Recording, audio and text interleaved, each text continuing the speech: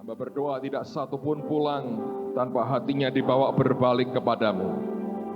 Tanpa satu pun pulang diubah dan diberkati hidupnya oleh Tuhan. Petang hari ini berikan dengan limpah atas kehidupan setiap kami, roh hikmat, wahyu, dan pengertian. Karena kami tahu hanya dengan itu kami akan sanggup mengerti akan isi hatimu. Terima kasih, kami bersyukur untuk anugerah-Mu yang luar biasa. Kau berbicara kepada kami pribadi demi pribadi, dan bagi Yesus segala kemuliaan hanya demi nama Tuhan kami Yesus Kristus. Semua yang berharap pada Dia berkata. Sebelum duduk beritahu ke kanan kiri, 5 orang katakan, sore ini sore yang mengubah kehidupan kita. Amen. Alright, silakan duduk saudara. Mari kita buka firman Tuhan pada malam hari ini. 1 Samuel pasal yang kedua, ayat yang ke-27 sampai dengan ayat yang ke-36. Saya mendorong saudara baca Alkitab ya, yang teratur supaya ngerti akan the whole story, akan kisah keseluruhannya. Kalau tidak difahami akan sangat rumit. Tapi malam hari ini saya mau ajak dengan cepat, mari kita belajar akan sebuah kisah yang menarik sekali. 1 Samuel pasal yang kedua, ayat yang ke-27 sampai dengan ayat yang ke-36. Seorang abdi Allah datang kepada Eli dan berkata kepadanya, beginilah firman Tuhan, bukankah dengan nyata aku menyatakan diriku kepada nenek moyangmu ketika mereka masih di Mesir dan takluk kepada keturunan Firaun. Dan aku telah memilihnya dari segala suku Israel menjadi imam bagiku supaya ia mempersembahkan korban di atas mezbahku, membakar ukupan dan memakai baju efod di hadapanku. Kepada kaummu telah kuserahkan segala korban api-apian orang Israel. Mengapa engkau memandang dengan loba kepada korban sembelihanku dan korban sajianku yang telah kuperintahkan, dan mengapa engkau menghormati anak-anakmu lebih daripadaku, sambil kamu menggemukkan dirimu dengan bagian yang terbaik dari setiap korban sajian umatku Israel? Sebab itu demikianlah firman Tuhan Allah Israel, sesungguhnya aku telah berjanji, keluargamu dan kaummu akan hidup di hadapanku selamanya. Tetapi sekarang demikianlah firman Tuhan, jauhlah hal itu daripadaku. Sebab siapa yang menghormati aku akan kuhormati, tapi siapa yang menghina aku akan dipandang rendah. Sesungguhnya akan datang waktunya bahwa aku akan mematahkan tangan kekuatanmu dan tangan kekuatan kaummu, sehingga tidak ada seorang kakek dalam keluargamu. Anda garis bawahi kalimat yang terakhir itu. Maka engkau akan memandang dengan mata bermusuhan kepada segala kebaikan yang akan kulakukan kepada Israel. Dan dalam keluargamu takkan ada seorang kakek untuk selamanya. Tetapi seorang, garis bawahi lagi kata seorang, daripadamu yang tidak kulenyapkan dari lingkungan mezbahku akan membuat matamu rusak dan jiwamu merana. Segala tambahan keluargamu akan mati oleh pedang lawan. Inilah yang akan menjadi tanda bagimu, yakni apa yang akan terjadi kepada kedua anakmu itu, Hofni dan Pinehas, pada hari yang sama keduanya akan mati. Dan aku akan mengangkat bagimu seorang imam kepercayaan yang berlaku sesuai dengan hatiku dan jiwaku. Dan aku akan membangunkan baginya keturunan yang teguh setia, sehingga ia selalu hidup di hadapan orang yang kuurapi. Kemudian siapa yang masih tinggal hidup dari keturunanmu akan datang sujud menyembah kepadanya, meminta sekeping uang perak atau sepotong roti, dan akan berkata, tempatkanlah kiranya aku dalam salah satu golongan imam itu, supaya aku dapat makan sekerat roti. Nah, perhatikan baik-baik. Eli berbuat kejahatan, tidak ada waktu untuk cerita detailnya, Anda boleh baca sendiri. Dia menghormati anaknya lebih dari Tuhan, dia makan hasil korban orang Israel semaunya sendiri. Hofni Pinehas hobinya berzinah dengan wanita-wanita yang melayani di bait Allah. So ini problemnya Imam Eli dan dibiarkan oleh Imam Eli. Lalu kemudian datang seorang hamba Tuhan, seorang nabi Tuhan yang tidak diketahui namanya, dan dia mulai bernubuat. Nubuatannya begitu buruk, tentang apa yang akan terjadi pada Eli dan khususnya pada keluarganya. Nah, ada dua hal besar yang Alkitab katakan, Tuhan berkata akan terjadi pada keluarga Imam Eli. Yang pertama dikatakan bahwa mereka itu tidak akan ada seorang kakek di antara keluarga mereka. Dalam bahasa Inggrisnya bagus sekali dikatakan bahwa di antara mereka tidak ada yang bisa mencapai prime life dalam hidup mereka. Ada istilah prime life. Kalau Anda di radio dan di TV, ada istilah prime time. Waktu yang puncak, itu jam-jam di mana kalau Anda beriklan, hitungannya sekian detik itu bisa sekian juta. Itu di puncak di mana penonton TV terbanyak atau pendengar radio terbanyak. Itu namanya prime time. Kalau Anda beriklan di situ, mahalnya luar biasa. Karena itu peaknya, itu puncaknya. Nah, nubuatannya berkata, dari keluarga Imam Eli ini tidak akan ada yang mencapai prime life atau puncak daripada hidupnya. Bahkan dikatakan juga keluarga mereka akan dibunuh dengan pedang.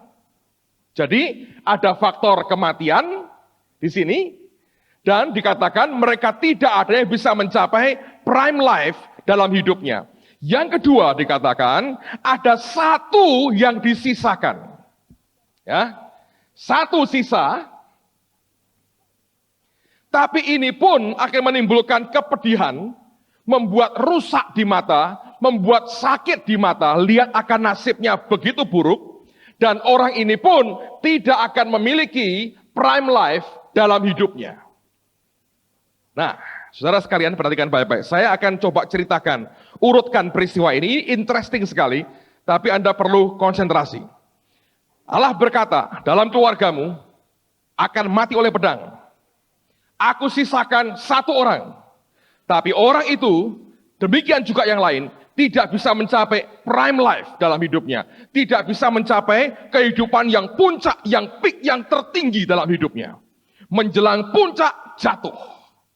Itu merupakan nubuatan yang disampaikan. Nah, apa yang terjadi saudara? Lihat bagaimana penggenapannya. Mari kita lihat di 1 Samuel sekarang pada pasal yang ke-22. Ini penggenapannya mulai terjadi. Saya baca mulai ayat yang ke-18. Di rumah minimal tolong baca mulai ayat yang ke-6. Sebelum saya baca, saya ceritakan dulu background-nya. Daud dikejar-kejar oleh Saul dengan orang-orangnya, tidak punya makanan, tidak punya senjata. Sampailah dia di kota Nob. Di kota itu tinggal sekelompok imam. Saya akan buktikan nanti, mereka ternyata keluarga Imam Eli. Daud minta roti sajian dari kemah pertemuan itu. Imamnya berkata, najis tidak anak buahmu? Dia berkata, tidak, kami kudus. Rotinya diberi. Daud mengambil juga pedangnya Goliat. Ada satu orang Edom di situ, namanya Doeg. Yang melihat semuanya itu, dia lapor ke Raja Saul. Saul datang, marah sekali, dan kemudian ini yang terjadi. Ayat yang ke-18. Lalu berkatalah Raja kepada Doeg, majulah engkau dan paranglah para imam itu. Maka majulah Doeg, orang Edom itu, lalu memarang para imam itu. Ia membunuh pada hari itu 85 orang yang memakai baju efod dari kain lenan.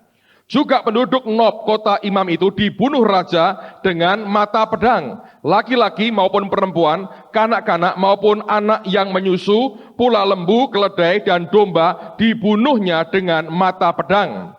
Tetapi, perhatikan ini, seorang anak Ahimelech bin Ahitub, namanya Abiatar, luput. Ia melarikan diri menjadi pengikut Daud.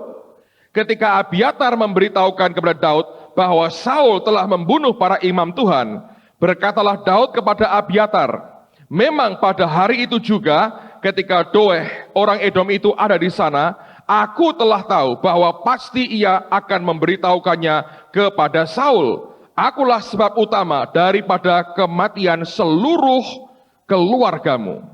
Tinggallah padaku, janganlah takut, sebab siapa yang ingin mencabut nyawamu, ia juga ingin mencabut nyawaku. di dekatku engkau aman. Nah perhatikan, nubuat itu tergenapi di pasal 22.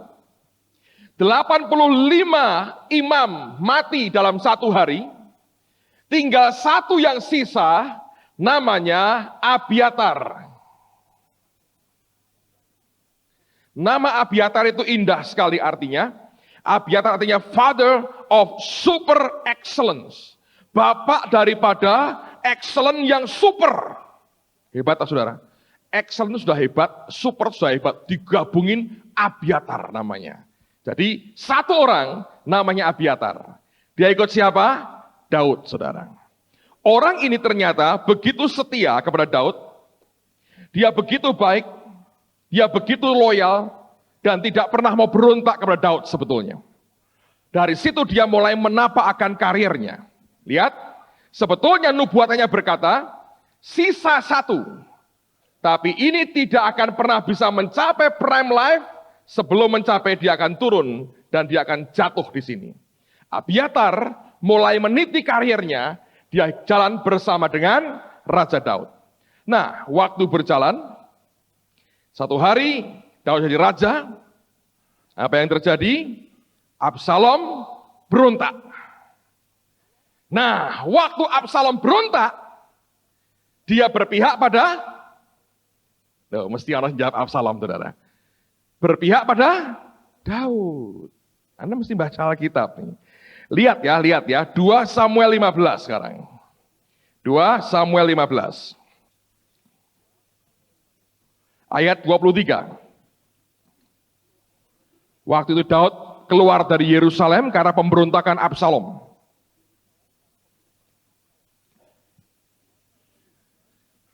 Samuel 15 ayat 23, saya baca sampai ayat 27 aja.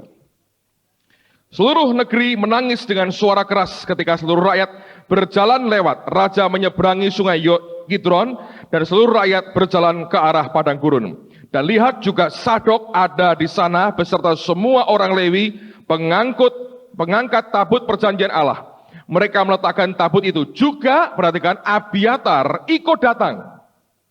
Sampai seluruh rakyat dan dari kota selesai menyeberang. Lalu berkatalah raja kepada Sadok, bawalah tabut Allah itu kembali ke kota. Jika aku mendapat kasih karunia di mata Tuhan, maka ia akan mengizinkan aku kembali, sehingga aku akan melihatnya lagi juga tempat kediamannya. Tetapi jika ia berfirman begini, aku tidak berkenan kepadamu, maka aku bersedia, biarlah dilakukannya kepadaku apa yang baik di matanya. Lagi berkatalah raja kepada Sadok imam itu, jadi engkau dan Abiatar pulanglah ke kota dengan selamat beserta anakmu masing-masing, yakni Ahimaas anakmu dan Yonatan anak Abiatar. Jadi waktu Absalom berontak, Abiatar tetap ikut Daud. Luar biasa. Satu yang sisa dari keluarga Eli sebagai imam, namanya Abiatar. Nubuat berkata, dia tidak bakal mencapai prime life, kehidupan yang utama. Tapi dia mencoba terbaik yang dia bisa. Keluarganya dibantai, dia ikut Daud. Absalom berontak, dia ikut Daud. Sampai akhirnya semuanya settle, semuanya baik, semuanya baik, semuanya baik. Satu hari Daudnya sudah tua. Dan ini raja memang rada aneh. Zaman dulu boleh, sekarang jangan ditiru. Ini punya penyakit, saudara. Dikasih selimut, tetap dredek, berdinginan. Lalu anak buahnya punya ide. Ini tuanku raja ini sebetulnya rodok mata keranjang. Jadi untuk ngobati dia, itu mesti khusus. Kasih selimut yang hidup. Selimut yang bisa gatelen, selimut yang bisa itu. Pokoknya kasih selimut yang hidup. Nanti kira-kira tidak ndredeg lagi. Jadi anak buahnya ngerti, hobinya pemimpinnya. Jangan ditiru, saudara. Itu menjerumuskan. Saya ya punya hobi yang sama, nerokok, saudara, kalau begitu caranya. Oke? Ingat, ini perjanjian lama ngomongnya. Wah, kalau gitu saya hidup perjanjian lama. Tidak ada penebusan Yesus. Saudara kira-kira malah melu Saul, repot. Jadi jangan meratapi nasibmu. Ini zaman yang luar biasa. Amen, saudaraku. Nah, perhatikan baik-baik. Apa yang terjadi kemudian? Buka dengan saya 1 Raja-Raja, lihat mulai ayat yang pertama saya bacakan. Ini yang terjadi. Raja Daud telah tua dan lanjut umurnya. Dan biarpun dia diselimuti, badannya tetap dingin. Saya nggak tahu ini sakit apa, tolong para dokter dianalisa, ini loro apa, mungkin malaria, demen, saya nggak tahu apa. Lalu para pengawalnya berkata kepadanya, ini pengawalnya loh, hendaklah dicari bagi tuanku raja seorang perawan yang muda untuk melayani dan merawat raja. Biarlah ia berbaring di pangkuanmu sehingga badan tuanku raja menjadi panas. Yo malah kaboten toh saudara. Wong sah tuwa ngewel begitu kok dikasih perawan. Tapi memang ini kenyataan Alkitab itu gamblang, cerita apa adanya. Oke? Teruskan. Maka itu juga ditiru tuh rupanya Daud ya. Ya, mau itu enggak dia? Oh, dia bilang enggak kan enggak terjadi. Rupanya dia mengiyakan. Dia bilang, "Pinter kamu nang," katanya. Maka di seluruh daerah Israel dicarilah seorang gadis yang cantik. Dan didapatlah Abisak gadis Sunem, lalu dibawa kepada raja. Gadis itu amat cantik, dan ia menjadi perawat raja dan melayani dia, tapi raja tidak bersetubuh dengan dia. Lalu, ini yang terjadi saudara. Adonia, anak Hagit, meninggikan diri dengan berkata, "Aku ini mau menjadi raja." Nah ingat, Adonia ini anaknya Daud. Nomor 2, laki tertua setelah Absalom. Oke? Dia berkata, ia memperlengkapi dirinya dengan kereta-kereta dan orang-orang yang berkuda serta 50 orang yang berlari di depannya. Selama hidup Adonia, ayahnya belum pernah menegur dia dengan ucapan, "Mengapa engkau berbuat begitu?" Ia pun sangat elok perawaannya dan dia adalah anak pertama sesudah Absalom. Nah perhatikan ya, orang kalau tidak pernah ditegur saudara, belum tentu Anda itu benar terus. Ngerti ya? Kalau Anda pernah ditunjukkan kesalahanmu, pernah kebentur kesalahanmu, ada baiknya seringkali kita sadar akan kekurangan kita. Adonia oleh bapaknya dibiarkan. Rupanya Daud ini dengan anak-anaknya lemah. Nyaris-nyaris mirip Imam Eli sebetulnya. Hanya tidak separah Imam Eli. Adonia tidak pernah ditegur. Dan anak-anak Daud rupanya lakinya keren-keren, saudara. Ya toh? Absalom itu rambutnya panjang. Ini mungkin apanya yang panjang saya nggak tahu, kukunya atau pokoknya ini keren-keren lah. Ini grup keren-keren anaknya Daud. Maka berundinglah dia dengan Yoab anak Seruya dan dengan Imam Abiatar dan mereka menjadi pengikut dan pembantu Adonia. Tetapi Imam Sadok dan Benaya bin Yoyada dan Nabi Nathan dan Simei dan Rei dan para pahlawan Daud tidak memihak kepada Adonia. Ya, sudah itu Adonia mempersembahkan domba lembu dan ternak gemukan sebagai korban dekat batu Sohelet yang ada di samping Enrogel. Lalu mengundang semua saudaranya, anak-anak raja dan semua orang Yehuda, pegawai-pegawai raja. Nah perhatikan baik-baik saudara. Ini titik puncak dari hidupnya yang membuat dia jatuh. Daud waktu itu belum pernah ngomong ke siapapun, siapa kelak yang menggantikan dia sebagai raja. Naturalnya Adonia yang menggantikan, sebab dia laki-laki tertua setelah Absalom. Absalomnya mati, otomatis dia yang tertua di antara semua anak laki. Normalnya memang Adonia yang harusnya menggantikan Daud sebagai raja atas Israel. Tapi orang ini tergesa-gesa memproklamirkan diri sebelum bapaknya mengatakan, "Kamu penggantiku." Nah celakanya lagi akhirnya bukan dia penggantinya tapi siapa? Salomo yang menggantikan. Jadi situasinya nggak jelas. Raja sudah kademen di kamar, gitu. Tidak bisa memerintah dengan efektif. Bingung kan? Adonia berkata, "Aku berhak." Berunding dengan Panglima Yoab. Nah kalau menteri pertahanan dan panglimanya itu sudah oke, Abiatar berkata, "Saya mendukung juga oke." Militer di belakangnya Adonia. Dan Daud pasti akan setuju Karena Yoab, sahabatnya Daud. Tidak ada orang yang tahu apa yang kelak bakal terjadi. Abiatar ikut Adonia. Nama Adonia artinya success and prosperity. Adonia artinya sukses dan berkelimpahan. Makanya orang kalau fokusnya kepada sukses dan limpah, Anda jatuh. Kalau fokusmu ke Tuhan, Anda makin sukses dan limpah. Amen, saudaraku. Nah, Abiatar ikut dia. Anehnya, dia nggak nyadari. Rohnya tumpul sekali. Waktu mereka kumpul, Adonia memberikan persembahan di tempat yang namanya Sohelet. Nama Sohelet artinya tempat ular. The place of serpent. Tempat ular. Simbolnya siapa? Setan. Nangkep ya? Anda kalau baca perjanjian lama, Anda lihat kayak bayang-bayang. Dengan ngerti perjanjian baru, ini jadi jelas sekali. Munculnya jelas sekali. Nah lihat, orang ini begitu baik ikut Daud, setianya luar biasa. Di masa tuanya Daud, dia ambil keputusan yang salah. Singkat cerita, Daud dengar, dia marah, dia berkata, panggil Nathan. Dan dia berkata, Salomo yang gantikan aku. Dan di situ dibabat semua. Yoab mati, Adonia mati, dan Abiatar. Lihat nasibnya. Di 1 Raja-Raja pasal 2, ayat 26 dan ayat yang ke-27. Ini akhir dari story ini, tapi awal dari pemahaman kita. 1 Raja-Raja 2, ayat 26 dan 27.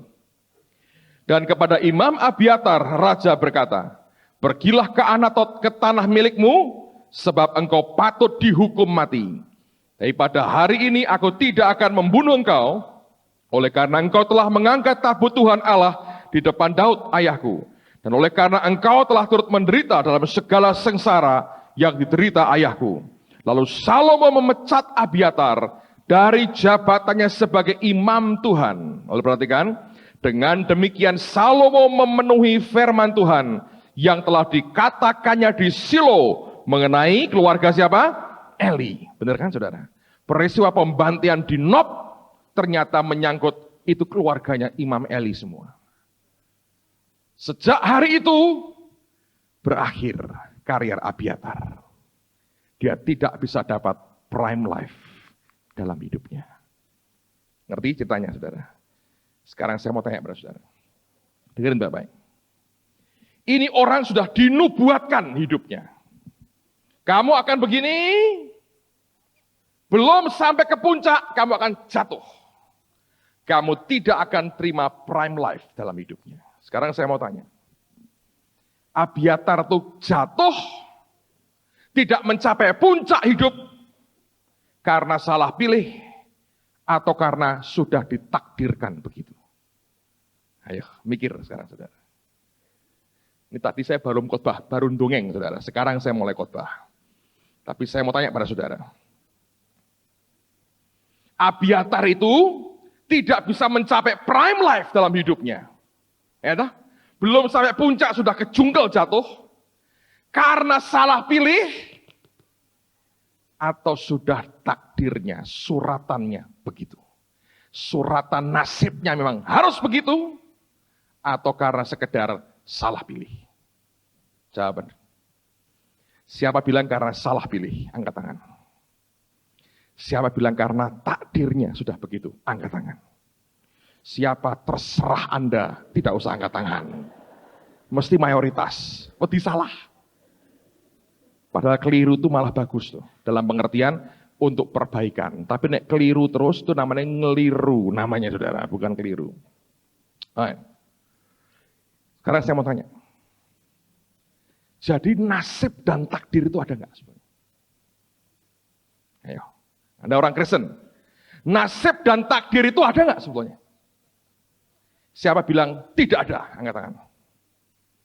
1, 2, 3. Siapa bilang ada? Angkat tangan. Loh, Anda percaya nasib? Siapa bilang, itu yang saya mau tahu, angkat tangan.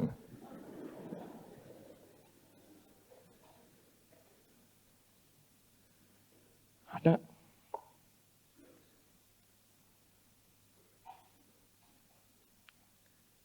Ini yang saya minta Anda perhatikan baik-baik. Buka Pengkhotbah 9.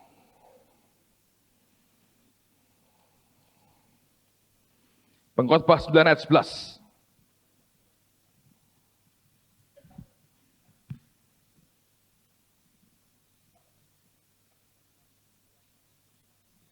Pengkhotbah 9 ayat 11.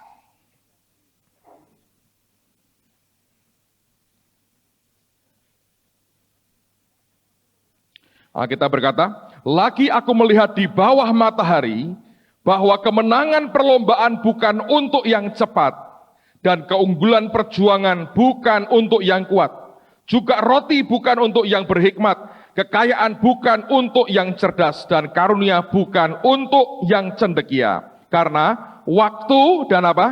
Nasib dialami mereka semua. Jadi dengar nggak? Kalau kita mau jujur melihat, salah pilihnya dia ini, betul karena salah pilih. Tapi kita tidak bisa tutup mata. Bukankah Tuhan sudah berkata, bagaimanapun tidak dapat prime life dalam hidupnya. Jadi kayak suka nggak suka, sudah di garis. Memang akan begini kamu. Tidak bisa sampai ke sini. Menjelang geblak, boom, jatuh. Pecah. Kalau orang dunia baca ini, dulu saya waktu kecil, ini lihat M, artinya manusia mesti mati. Katanya begitu. Ternyata orang seluruh dunia M semua. Nah, piye bahasa nih saudara? Bahasa Inggrisnya apa ini? Menungso mesti apa gitu ya saudara. Orang dibaca ini. Tapi sebetulnya, ada nggak nasib? Kenyataan ini firman. Nubuat disampaikan. Jatuh.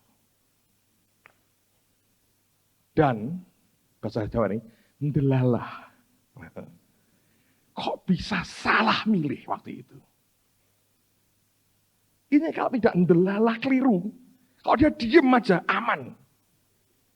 Lah kok ndelalah? Jatuh. Ngeri. Anda bisa bayangin kengerian. Dan Alkitab mengatakan itu ada soal waktu dan soal nasib. Berarti ada nggak? Ada tuh. Anda coba baca bukunya Pak Yusak, Nasib dan Takdir. Bisakah diubah? Bagus. Saya beritahu saudara, itu ada sebetulnya. Jadi semua itu sebetulnya kalau Anda perhatiin, dalam tangannya siapa? Tuhan. Gitu. Benar nggak? Anda digaris seperti apa itu tergantung maunya siapa? Tuhan. Kalau dia ngomong pada saudara, lewat angka papat gue. Berarti umur 39 sudah harus pamit-pamit saudara. Iya tak? Wah, itu gak pamit. Itu sudah gitu. Bisa apa? Ada nggak itunya? Ada sebetulnya. Wah, lah kok ngono Pak? Iya memang ngono. Semua itu dalam kontrol dia. Makanya Anda mau jempalitan kayak apa saudara? Itu loh, yang Anda mesti ubah itu garismu dengan Tuhan itu. Anda berjuang kayak apa? Nah dia bilang, garis ini tok, tugel satu tugel, zut. Malah kok sengsara Pak, naik kok sidik. Memang begitu. Kalau gini bagus saudara, ya. Nah gini, terus gini. Ngerong malahan di bawah. Ayo. Banyak orang, enggak ada, semuanya oke. Nyatanya enggak oke toh. Banyak hidup. Perhatiin. Nah, di sini Anda harus baca. Lihat Yakobus dulu, pasal yang keempat. Yakobus, surat Yakobus, pasal yang keempat. Bacain beberapa ayat lagi buat saudara.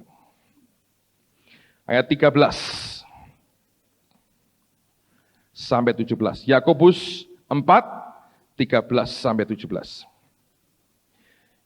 Jadi sekarang hai kamu yang berkata, hari ini atau besok kamu berangkat ke kota Anu. Dan di sana kami akan tinggal setahun dan berdagang, serta mendapat untung. Sedang kamu tidak tahu apa yang akan terjadi besok. Apakah arti hidupmu? Hidupmu itu sama seperti uap yang sebentar saja kelihatan lalu lenyap. Sebenarnya kamu harus berkata, jika Tuhan menghendakinya, kami akan hidup dan berbuat ini dan itu.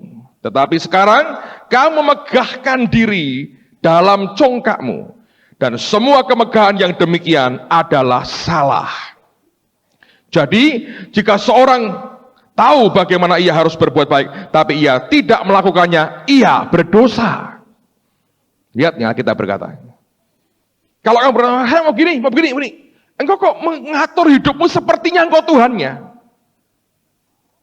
Dia mengatakan, harusnya sikap hati berkata apa? Jika Tuhan menghendaki, aku mau begini. Itu sebetulnya sikap hati. Tadi sore Pak Ardian beri saya ayat yang luar biasa, tak bacain buat saudara. Yesaya 45. Ayat 7. Yesaya 45 ayat 7. Saya baca mulai yang awal dulu, 7, 6 terakhir lah. Supaya nyambungnya enak.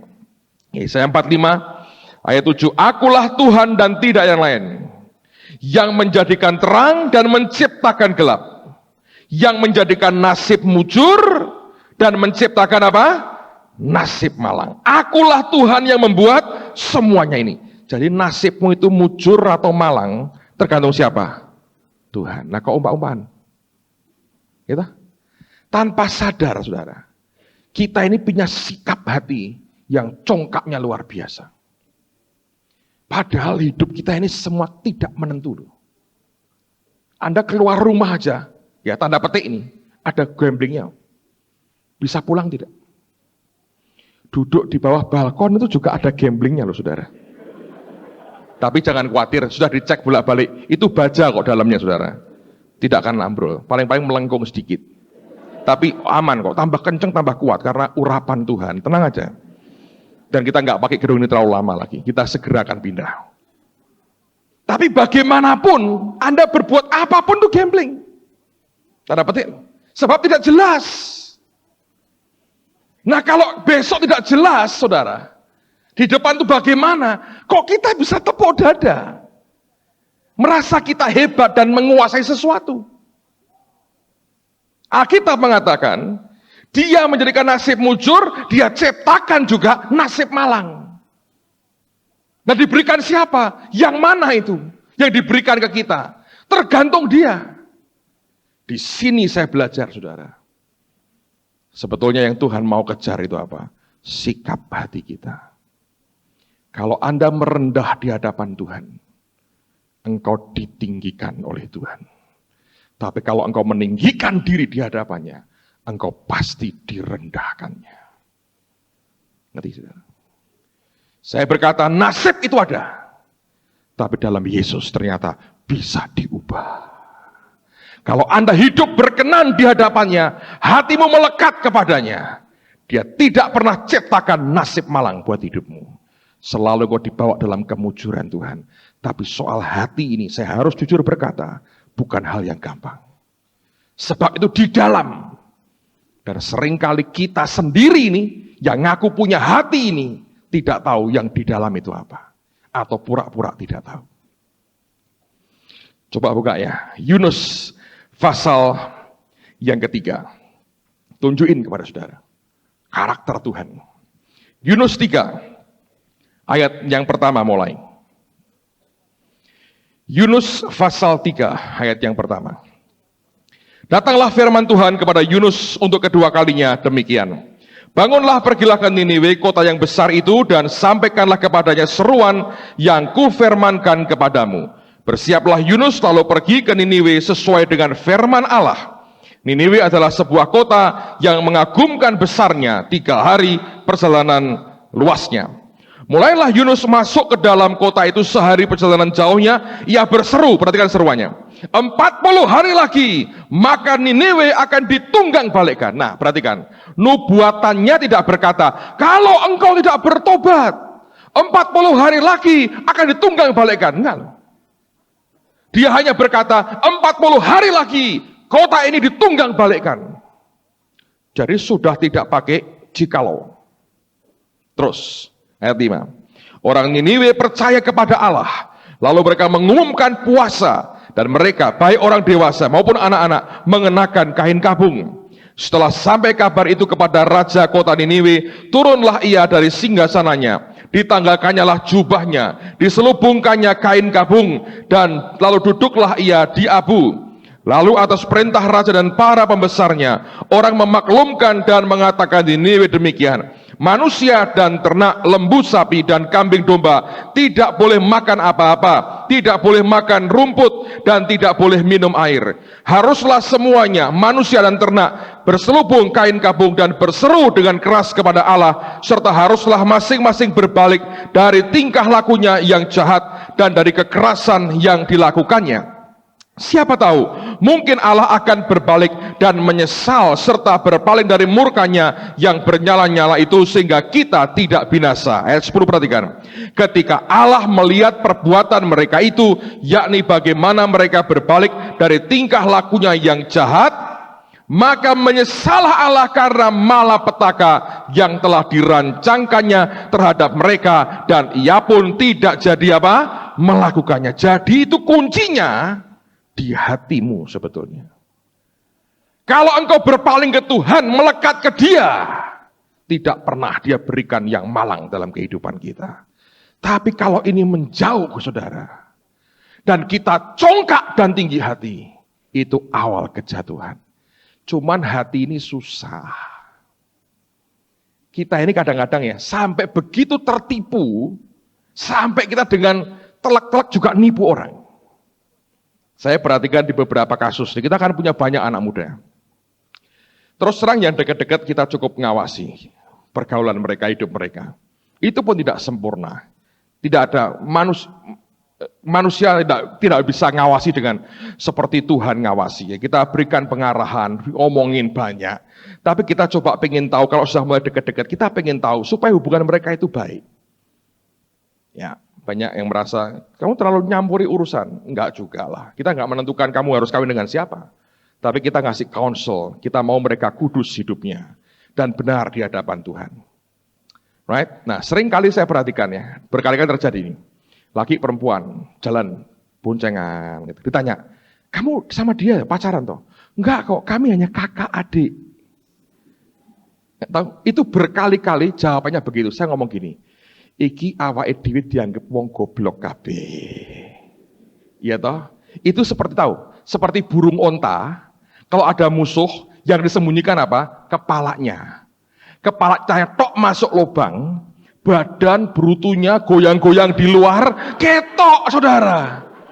Tapi kepalanya masuk lubang, sudah gelap kok, aman ora ketok. Tapi badan sak brutune goyang-goyang itu ketok semua. Tak beritahu ya saudara ya, kalau masih lupa, malah kakak adik itu tidak pernah pergi bareng, tukaran terus. Mana ada kami kakak adik, aduh burung onta bener. Dikira aman masuk begini aman, ora do ngerti ya, Pak Ardian tak apusi iso. Tak bener ya bisa ngerti kita. Tapi begitu meyakinkan, oh kakak adik, saya berkata, sejak kapan kakak adik itu Kesia sama Samuel itu ribut terus, saya perhatiin. Mana ada bonceng-boncengan, ya Samuel nggak ada. Nah kok bonceng-boncengan oh kakak adik? Kakak adik kok, aduh, burung onta itu roh burung onta, saudara. Karangan saya sendiri. Nah ngapusi itu ya ngapusi, bos yang pintar gitu loh. Jadi enak, sing cerdas. Ngapus sih kok burung onta tahu? Kalau sembunyi itu cuma kepalanya tok yang diumpetin. Masuk lubang, gelap kok, peteng ora ketok apa lah, itu badan gede segitu. Tapi sebetulnya apa sih sebetulnya? Kan itu kan tidak bisa jujur dengan hatinya. Takut nanti dilarang, takut ini, takut itu. Kemudian hatinya mulai serong, menjauh dari Tuhan. Ini yang seringkali saya berkata, yang seringkali susah. Saya punya 2 cerita. Saya tidak bermaksud ngomongin orang, saudara. Saya ngomongin diri saya sendiri. Tapi kan saya karena bergaul dengan banyak orang, jadi saya mau tidak mau terlibat dalam urusan dengan banyak orang. Satu hari, saya sedang sebuah gereja. Habis khotbah, ini orang-orang intinya itu rupanya respons sekali dengan apa yang saya sampaikan. Kena di hati mereka. Maksa ngejain ikut makan malam. Saya sama istri saya waktu itu. Kami makan sama-sama sebuah restoran. Mobilnya kan beberapa mobil. Begitu nyampe, duduk. Pendetanya di belakangan, pakai mobil yang lain. Mereka ngerubutin saya di meja makan. Sampai lupa pesen makan, saudara. Jadi, wah konseling, ngomong panjang lebar. Karena haus, bukan karena ingin kritik, tapi mereka ingin Tuhan. Dari cara ngomongnya, antusias sekali. Datang gembalanya. Datang di Biarno, saudara. Mau duduk sendirian, ya lucu. Si gembalanya akhirnya salah tingkah. Toh. Ngambil kursi, mau ikut gabung. Di Biarno, ngambil sendiri. Ini king yang tidak tahu bagaimana melayani priestnya. Sampai akhirnya duduk itu dibiarkan di belakang. Saya bilang, saya bilang, taruh kasih tempat. Mereka cerita panjang lebar. Coba lihat diam. Haleluya, haleluya. Tipe gembala kan itu. Haleluya. Saya bukan, saudara, saya bukan gembala. Saya hanya hamba yang tidak berguna. Kami hanya melakukan apa yang harus kami lakukan, believe me. Lalu kemudian, ketika ngobrol, saya tanggapi dengan baik. Karena mereka pengen ngerti firman.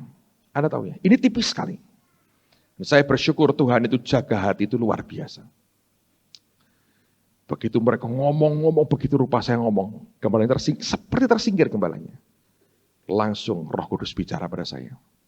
Keras dia berkata, hati-hati, jangan curi hati mereka.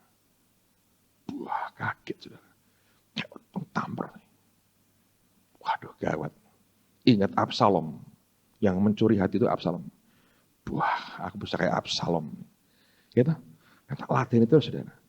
Mereka akan ke saya. Terus saya seperti tendang pendeta ini. Ngerti saudara? Dan Tuhan berkata hati-hati. Jangan curi hati mereka.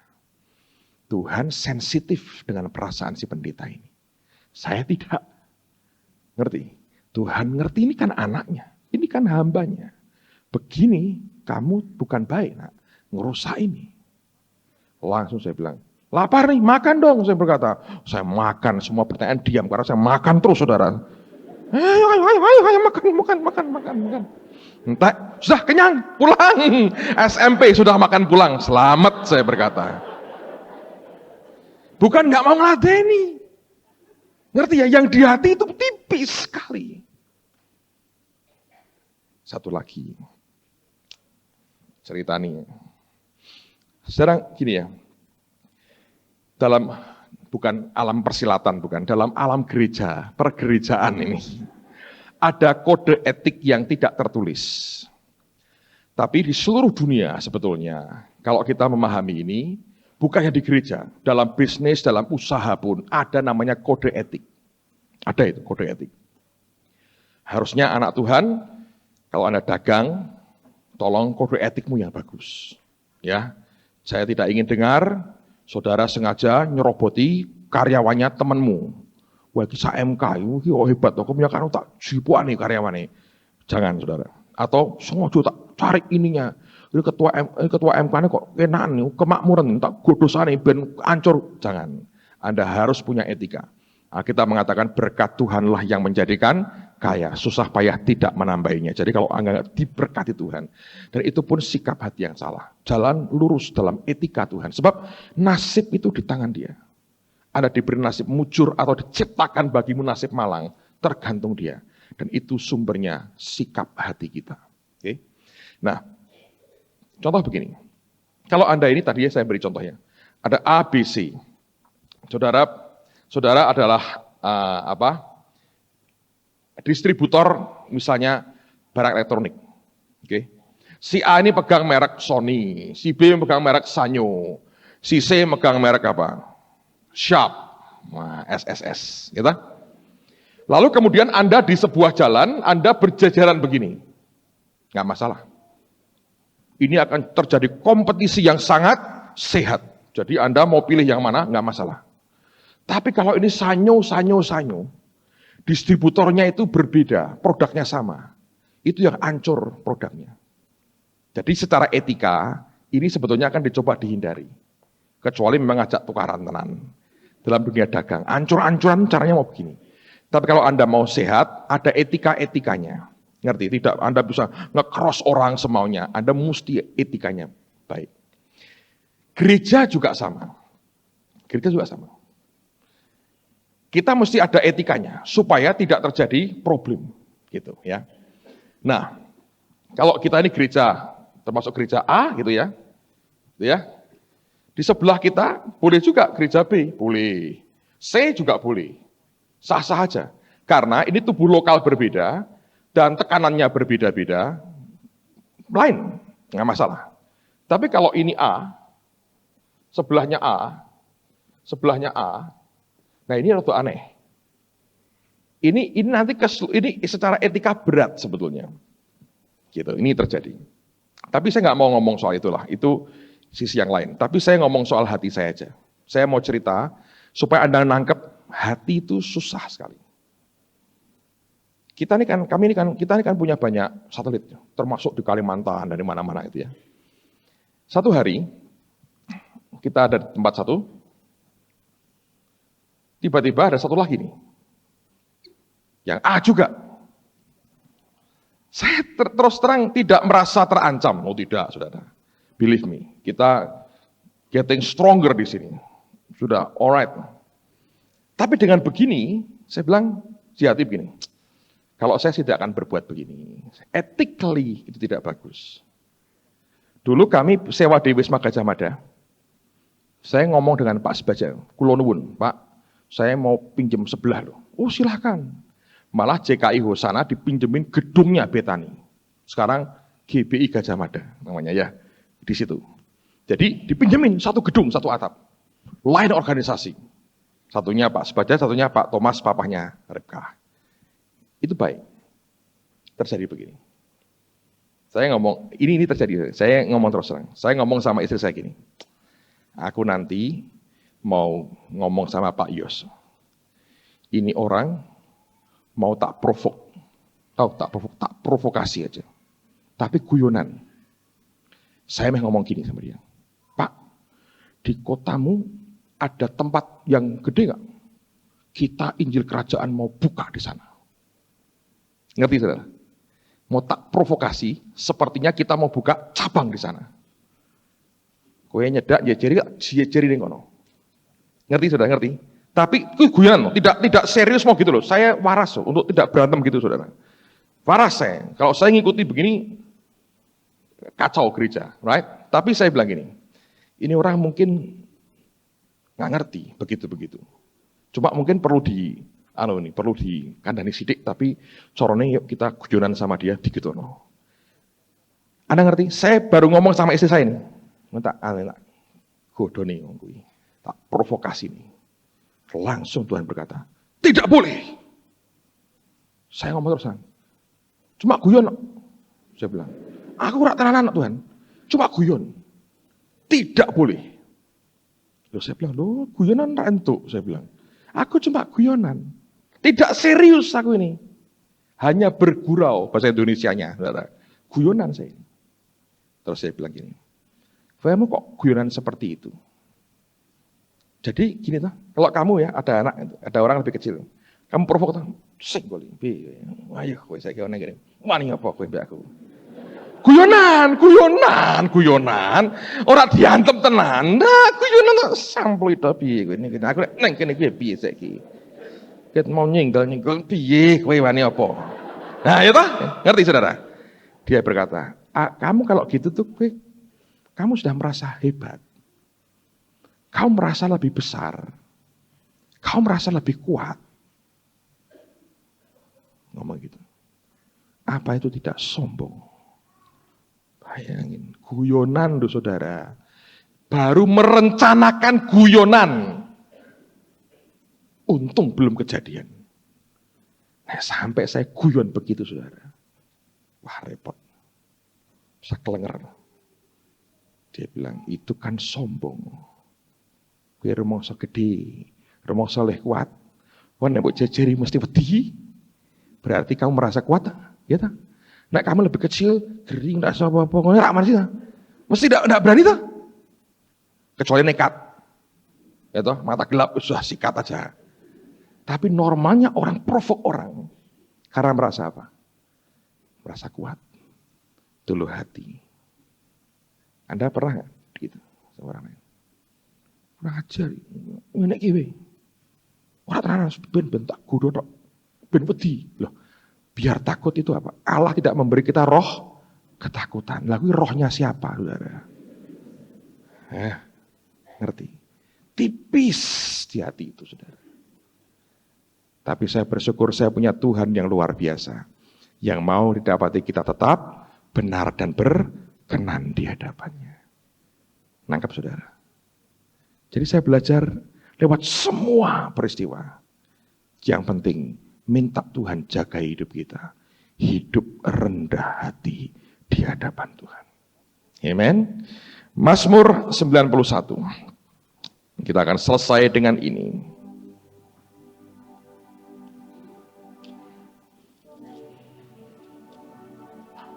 Saya baca mulai ayat yang pertama.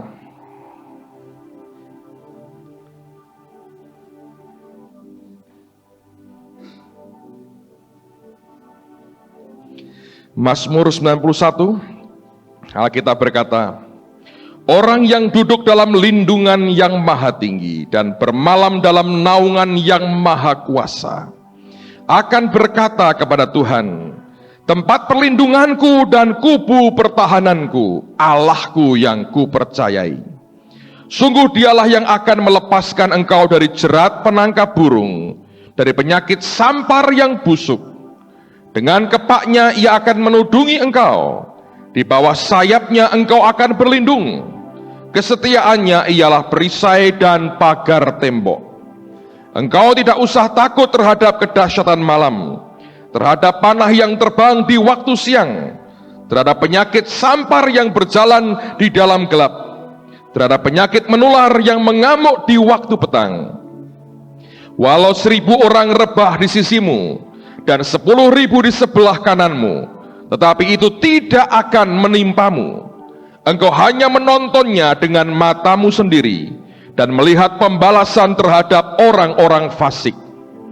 Sebab Tuhan ialah tempat perlindunganmu, yang maha tinggi telah kau buat tempat perteduhanmu. Malapetaka tidak akan menimpa kamu, dan tulah tidak akan mendekat kepada kemahmu. Sebab malaikat-malaikatnya akan diperintahkannya kepadamu untuk menjaga engkau di segala jalanmu. Mereka akan menatang engkau di atas tangannya, supaya kakimu jangan terantuk kepada batu. Singa dan ular tedung akan kau langkahi. Engkau akan menginjak anak singa dan ular naga. 14. Sungguh hatinya melekat kepadaku, maka aku akan meluputkannya. Aku akan membentenginya, sebab ia mengenal namaku. Bila ia berseru kepadaku, aku akan menjawab.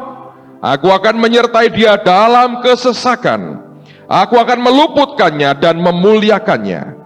Dengan panjang umur akan kukenyangkan dia, dan akan kuperlihatkan kepadanya keselamatan daripadaku. Amen, saudara. Mari berdiri bersama-sama. Ku mau cinta Yesus selamanya. Lord. Mau cinta Yesus selamanya. Meskipun badai silih berganti dalam hidupku, ku tetap cinta Yesus selamanya. Katakanlah, aku mau cinta Yesus selamanya.